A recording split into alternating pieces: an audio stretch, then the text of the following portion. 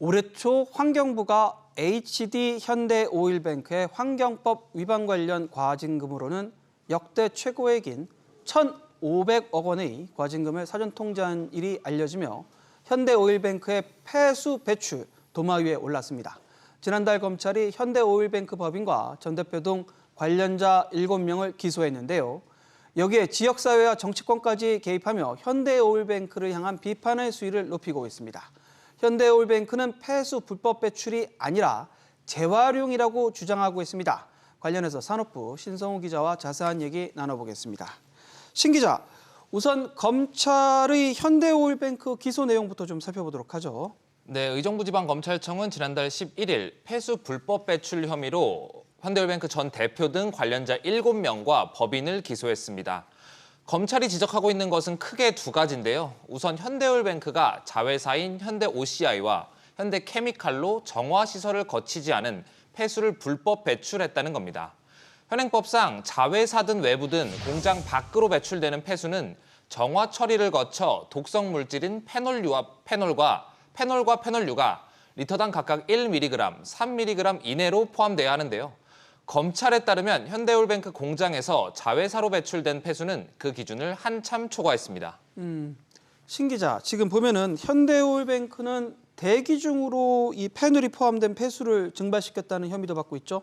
네, 그렇습니다. 2017년 6월부터 지난해 10월까지 페놀과 페놀류가 함유된 폐수 130만 톤가량을 공장 내 굴뚝을 통해 대기 중으로 증발시켰다는 겁니다.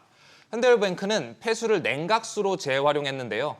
200도 이상인 고온의 배기가스에 폐수를 분사해 가스를 냉각시키는 방식이었습니다.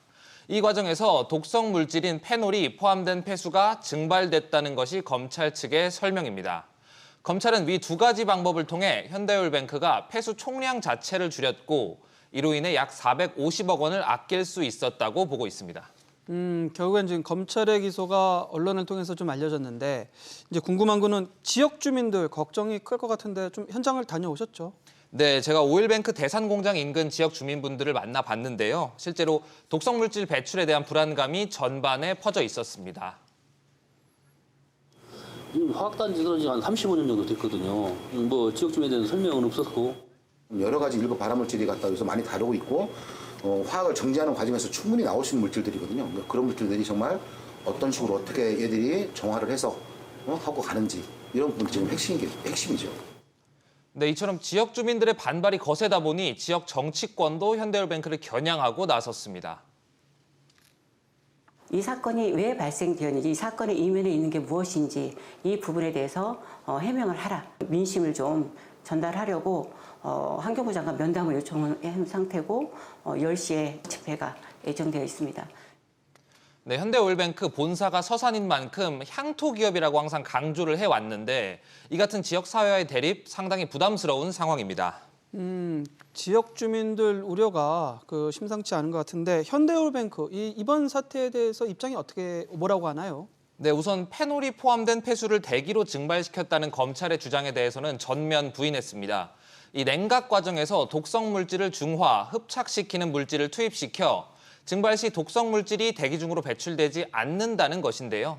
한편 자회사로 폐수를 배출한 부분에 대해서는 규정에 부합하지 않는 것으로 해석될 여지가 있다는 것을 확인했다면서 차단된 관을 통해 폐수를 옮긴 것이라 환경오염이 없고 또 폐수를 냉각수로 재활용했기 때문에 물 사용량을 줄인 긍정적인 측면도 있다고 주장합니다.